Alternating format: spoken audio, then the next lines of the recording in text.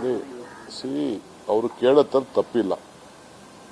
ಅವರು ಜನಸಂಖ್ಯೆ ಆಧಾರದ ಮೇಲೆ ಕೇಳ್ತಾ ಇದ್ದಾರೆ. ಅವ್ರದ್ದು ಯಾವ ಥರದ ತಪ್ಪೂ ಇಲ್ಲ.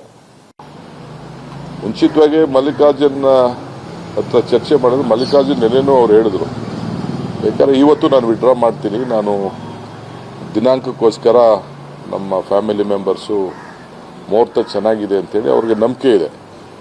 ನಾವೆಂಗೆ ನಂಬ್ತೀವಿ ಅವ್ರಿಗೂ ನಂಬಿಕೆ ಇದೆ. ಸೊ ಅದಕ್ಕೆ ಅವರು ಮಾಡಿದ್ದಾರೆ. ಬೇಕಾದ್ರೆ ನಾನು ಇವತ್ತು ವಿಡ್ರಾ ಮಾಡೋಕ್ಕೆ ನಾನು ರೆಡಿ ಇದ್ದೀನಿ ಅಂತ ಅವರು ಕೂಡ ಒಮ್ಮತವನ್ನು ವ್ಯಕ್ತಪಡಿಸಿದ್ರು.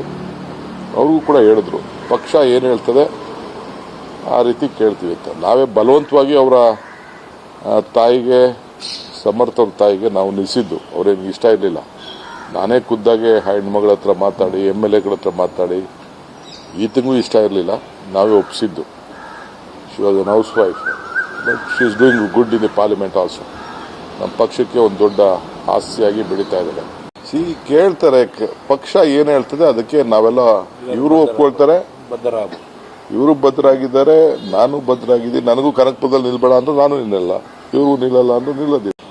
ಎಲ್ಲ ಆಸೆ ಪಡೋದು ಚುನಾವಣೆ ಮುಂಚಿತವಾಗಿ. ಈಗ ಮೇಟಿಯವ್ರ ಮಕ್ಕಳಲ್ಲೇ ನಾನು ಮಲ್ಲಿಕಾರ್ಜುನ್ ಕೊಡಬೇಕು ಅಂತ ನನ್ನ ಆಸೆ ಇತ್ತು.